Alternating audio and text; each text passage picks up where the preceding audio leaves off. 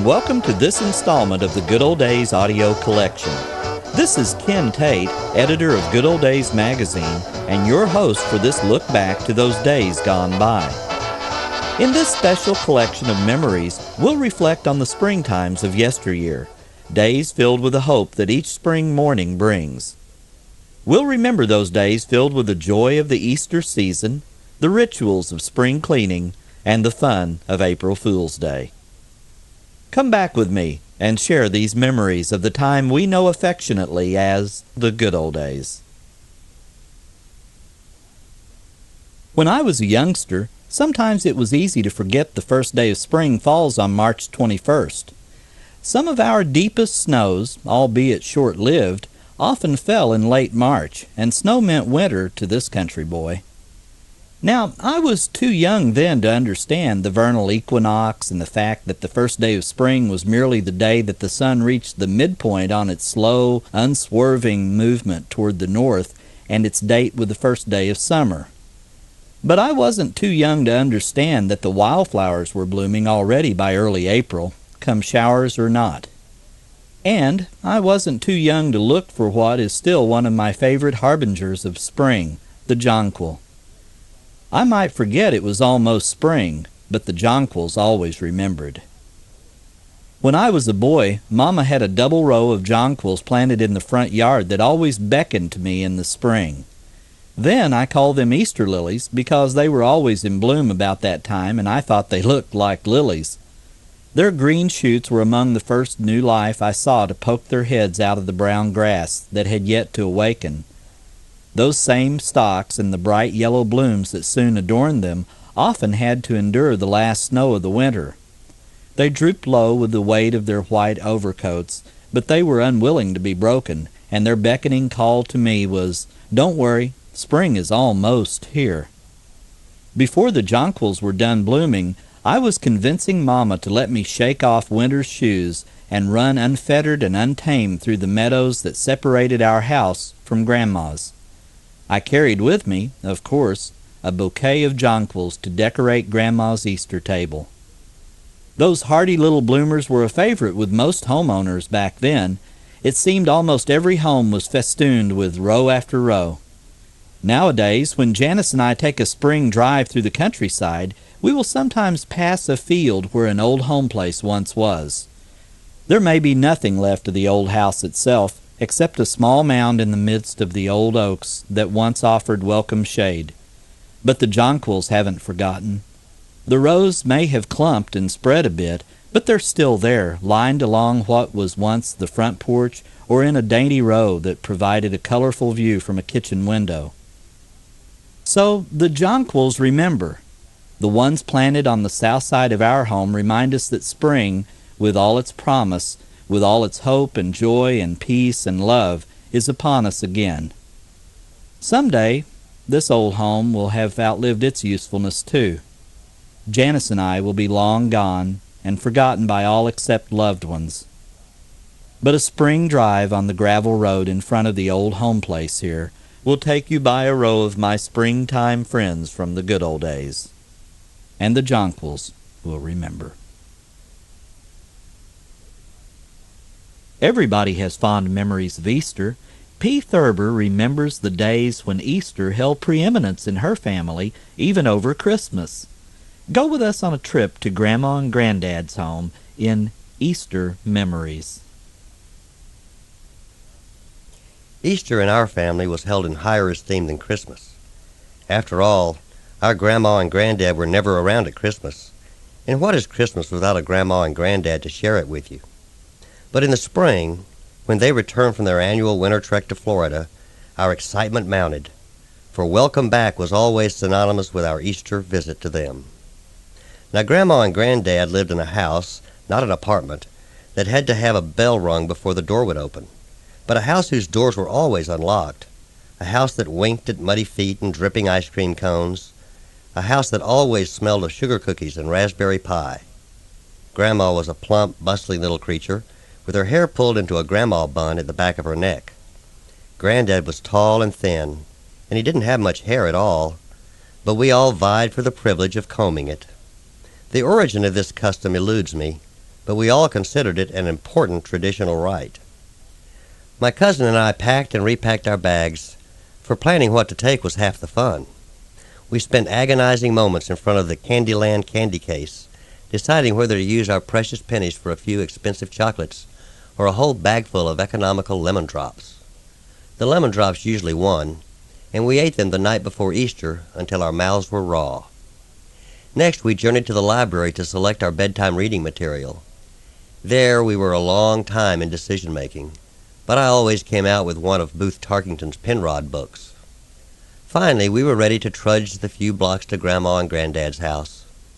We always planned to get there just as soon after lunch on Saturday as our parents would allow, for we knew the afternoon was brimming with excitement. Grandma said the Easter Bunny needed help with coloring the eggs. Long after we ceased to believe in the elusive little creature, we continued to spend many exciting hours transforming white eggs into speckled, flowered, and cartoon-covered eggs, or sometimes a unique color we happened to create out of 2 or 3 mixed cups of dye. After every egg was decorated and all available colors and decals were used, we hurriedly cleaned up and asked hopefully, "Is there time to make donuts?" Now I should explain that these were no ordinary donuts. In all my life, I have never tasted donuts so light on the inside, so crunchy on the outside, and so spicy all the way through. It took all hands to roll donuts, cut them, fry them, and sugar them as they came steaming out of the kettle, and how fast they disappeared. I have no recollection of eating supper those Saturday nights. I'm sure the donuts, plus the excitement, erased any appetite we had. In the evening, we broke out the rook cards. None of our family gathering was complete without a roaring game of rook. We had worn out countless sets of these cards over the years. The highest card in the deck was the rooker, a curious card adorned with an ugly crow-like bird. When this coveted card became so worn as to proclaim its identity to other players, regardless of which side one saw, we invested in a new deck. After several games, Grandma and Granddad would shoo us off to bed, but not to sleep. Every year we were determined to catch the Easter Bunny in his act of hiding our eggs. My cousin always drifted off to sleep after a few rounds of lemon drops, but Penrod helped me keep my eyes open until the house was very still. Then I would creep out of bed holding my breath with excitement and fear. What if I should meet the Easter Bunny face to face? Should I say good evening to him and try to get better acquainted? Or should I run and hide? Perhaps he would be angry with me if I actually caught him putting eggs in the nest. And could Easter bunnies talk anyway? I guess they could, because the White Rabbit in Alice in Wonderland was always saying, "Oh, my fur and whiskers." Eventually I would find a nest and peek in. And there they were, the very same speckled, flowered, and cartooned eggs we had colored that very afternoon. The bunny had managed to slip in somehow, in spite of my midnight vigil. When did he do it? I never found out. My older cousin Willie never indulged in the egg-coloring festivities, but he came to observe the egg hunt in the morning. As soon as each of us found an egg, we put it in our individual baskets. Willie's occupation was surreptitiously stealing the eggs from our baskets and hiding them again. We complained bitterly about this, but we really loved it. It made our egg hunt go on and on. Finally, Grandma would say, "Now, Willis, that's enough. We must have breakfast. I'll have to start dinner soon." Breakfast was ham, gravy, toast, milk, and eggs in every form, boiled, fried, poached, or scrambled. Grandma said we could have all the eggs we wanted on Easter morning, but I enjoyed coloring eggs, not eating them, so I sat with a piece of toast in front of me, ignoring Grandma's admonitions to eat up. We all left reluctantly after breakfast to go to church with our parents, but we knew there were more Easter festivities in store for us. After church, we would all congregate at Grandma and Granddad's house once more for a huge Easter dinner, more rook games, and lots of good-natured arguments on such subjects as, would Roosevelt really run a third term? Or, do you think Darwin was right about evolution? When we went home that night, full to the brim with happiness and Easter eggs, we were already building up anticipation for another weekend of Easter fun next year. Erma West remembers when the children in her family made a very special game in the days leading up to Easter. What days of simple pleasure they were, as Erma recalls in Easter Fun in 1910. Easter customs have changed drastically through the years. For instance, when I was a child, the Easter Bunny didn't bring much. He may have been lazy, or maybe he was too young then. It was several years ago, but we children made up for any lack of activity on his part. We made our own fun, and what fun we did have. About 2 weeks before Easter, Mother reminded us that it was time to start our annual Easter game. We kept chickens, as did many families in our small town, so Mother would say to the 3 of us, "Now, children, you may begin to hide our eggs. First select your secret hiding place. Each day you may search the hen's nest and take 1 or 2 eggs to hide. Remember, though, to leave me enough for cooking. Don't ever take all the eggs from any nest. Be sure no one sees you hide your eggs. Don't forget that one rule of the game is that if any one of you finds the nest of any of the others, he may have all the eggs he finds. Then, on the day before Easter, you may bring all your eggs in the house, and we will have an egg coloring. It will be fun to see who has the most eggs." And fun we had indeed. Slipping cautiously in and out of the hen house, hiding an egg behind our backs, taking a circuitous route to our secret hiding place, all made for interesting living, and on the side, of course, we were always on the alert to try to discover the hiding place of a brother or sister. There was genuine anguish and dismay one day when we slipped a couple of eggs from the hen's nest and took a roundabout way to our secret hiding place, only to discover that our nest had been emptied. Some culprit had purloined all of our eggs in our absence. But that was the rule. It was fair play. There were hazards to the game, too. For instance, my brother once had his eggs hidden in an empty barrel in the basement. While all the neighborhood children were playing hide-and-seek, a playmate chose this particular barrel to hide in. When the game was over, he came dripping out of the barrel with the broken remains of 19 eggs on his shoes, and poor brother had to start his project all over again. What joy and ecstasy on the day before Easter when we all went together, Mother and we 3 children, on a round of the barn, the smokehouse, and the basement. We could hardly wait to disclose our secret hiding places and gather up our store of hidden eggs. Then we had the fun of dyeing them all colors of the rainbow. We usually invited some of our playmates for this part of the festivities. There were always less fortunate children in the neighborhood who did not have hens and eggs, and an imaginative and resourceful mother to think up interesting things for her children to do.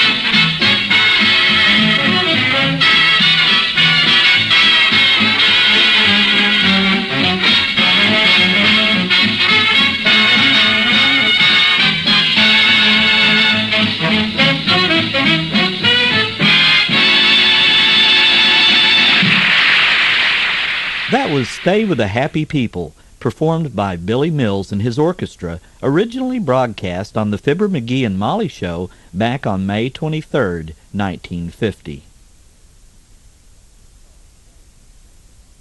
Charles Kelly has special memories of the Easter season. Travel back to the early days of the 20th century as Charles reflects on Easter bonnets, candy, and other sweet memories.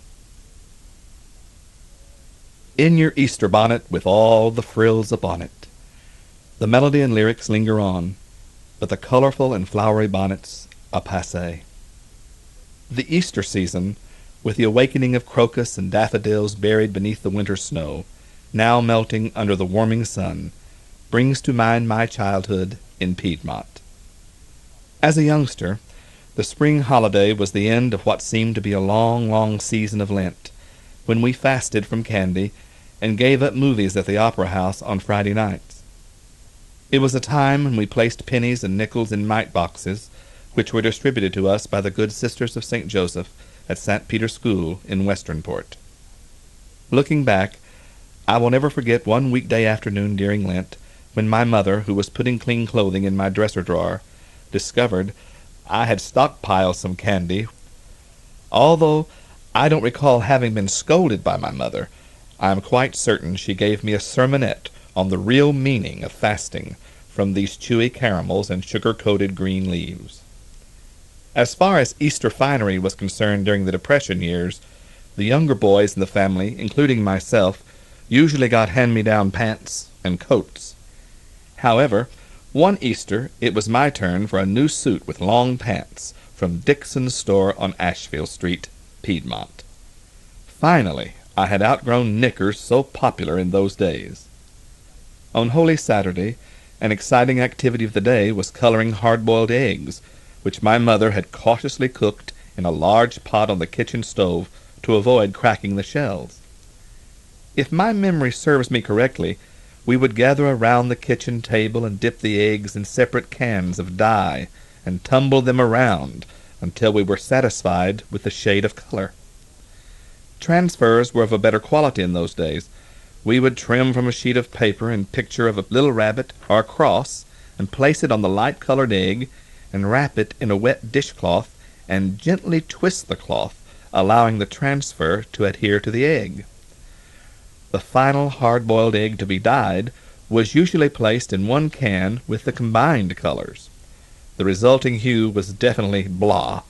Speaking of eggs and their yolks, no one seemed as concerned about the dangers of cholesterol then. Our family had 2 large Easter baskets, which were stored at the top of the attic steps.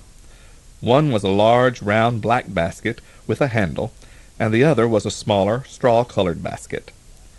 On Easter morning, the baskets would be full of an assortment of colored eggs, multicolored jelly beans, larger jelly bird eggs, a foil-wrapped coconut, maple nut, fruit and nut or marshmallow egg, and either a chocolate-covered cross or bunny. Probably the most mouth-watering display of Easter candies was in the windows of Manzer's Confectionery on Main Street in Westernport. My, but there was an abundance of Easter candy on the shelves of that store. I couldn't believe large chocolate bunnies and eggs which were on display could possibly be hollow, until one year I learned they were made in candy molds. My aunt, who lived up the street from us, prepared homemade eggs. One slice was plenty to eat, since the candy was very sweet and rich. My wife and I color a dozen eggs Easter Sunday and fix up a centerpiece for the dining room table. We dip the eggs in cups used by her family years ago. I find that today's egg dye is not as effective as in those good old days. Getting back to Easter bonnets, I telephoned a local women's clothing store and learned bonnets are now a thing of the past. Hairstyles and fashions are blamed for the decline in the popularity of the bonnet with all the frills upon it. Remember when you first discovered that Santa Claus was just Papa in a red suit? That's the same way Esther Norman felt the day she discovered there was no Easter Bunny. Esther relates her story in Easter Was Different Then. In the old days, We received plain Easter eggs from the bunny. We were tickled pink. We were overjoyed to get some dyed eggs and a few candy eggs. My favorite kind was made of marshmallow, covered with chocolate, and sold for the big sum of 1 cent. You can get something like them today, and they cost 15 cents each for little old eggs, the most lowly kind. The eggs of today are creations most of the time. They have roses, icing in shades of pale green, pink, white, lavender, and other shades. Inside these large-size eggs are mixtures of costly nugget, nuts, strawberries, raspberries, chocolate, vanilla, maple nut creams, orange sugar, and other concoctions dipped in real chocolate, so pure it will melt in your hand. Today, 1 egg may cost 49 cents, 59 cents, up to $1 or more. The story of the Easter Bunny always baffled me. I pondered, how could the bunnies cook candy and carry the eggs to us? How could they dye chickens' eggs? I smelled a mouse when I was quite young. Papa trimmed the lawn the day before the particular Easter I found out the truth about Easter bunnies. We, my sister Fern and I, would fill our baskets with real grass, chopped fine by the mower. As usual, we put the baskets beside Mama's big pink oleander plant. It was in a jardiniere, and it was 5 feet tall. The plant, I mean. We would place our baskets and go up the narrow boxed-in stairway leading upstairs in our modest home, chattering happily over the expected arrival of the Easter Bunny. We would awaken next morning to the luscious aroma of frying hot cakes and would hear Mama singing in the kitchen. We would run downstairs in our nightgowns to get our baskets. We often had oval, hard as a brick, candy eggs in brilliant pinks, blues, greens, purples, red, and yellow. Sometimes the coloring made them taste bitter. They were soft inside with the hard shell on the outside. We ate them greedily anyway. Sprinkled over them were jelly beans, always tender and good. Down under them would be the plain hard-boiled eggs. Who wanted hard-boiled chicken eggs? We wished all of them could be marshmallow covered with chocolate. Mama always picked up the chicken eggs when we weren't looking, and at the noon meal there would be a platter of delicious deviled eggs as only Mama made. When I grew up, I found her secret was in using cider vinegar or sweet pickle juice and adding a few spoonsful of sugar, celery seeds, salt, and pepper. One Easter we had a bonanza. We received 6 marshmallow chicks, colored yellow, rolled in granulated sugar. They tasted heavenly. There was one Easter I received an artificial downy duck, which I kept for years. The children of today may have their huge plush bunnies, but that duck meant the world to me. We discovered that some children observed Easter in a way very different from us. We stayed overnight with some cousins whose father came from Germany. When we arose, the children packed a basket with fresh eggs, fresh homemade bread, grape jelly, and a pan. We followed them down to the pasture and across a gully to a spring. There they gathered twigs and sticks and heaped up stones on a sandy creek bank and built a fire. From the spring they got water and put the eggs on to boil. We played by the creek as the eggs boiled and went back to go through the ritual of the eldest cousin removing the eggs with a spoon and dunking them in cold water, then putting them on our saucer. Our cousin Selma would give the signal to peel our eggs. Little Dora, her sister, dropped her egg and cried out angrily, but Selma assured her it was all right, since it wasn't shelled yet. Those eggs tasted more wonderful than any candy eggs, along with the good bread, homemade sweet butter, and jelly. Then we went back to the house. They didn't believe in the tale about the bunny. Every Easter I got more suspicious. Children would say, "It's your parents who put the eggs there." I was crushed. I thought of writing to my Uncle Oscar in Boise, Idaho. He was a lawyer and knew everything, I thought. I tried to figure what he would do. Then in a flash, I knew. The night before Easter, I prepared my basket of fresh grass and put it beside my sister's by the oleander plant. It had pink blossoms on it and smelled like rare perfume. Then, just at dusk, I slipped outside and took another basket I had prepared and took it down by the garage. I placed it in plain view in a big packing box where I had a playhouse. Then I went back to the house to wait for the next morning to dawn. When we awoke next morning, we dashed for the baskets and had our usual quota of candy and real eggs. Then I dashed for the garage. My world fell down around me. There, exactly as I had left it, was the other basket of grass. No eggs were in it. There was no bunny. My heart broke, then slowly began mending itself.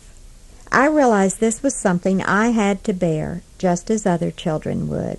But somehow, back in my mind, I had a good feeling to know the truth at last.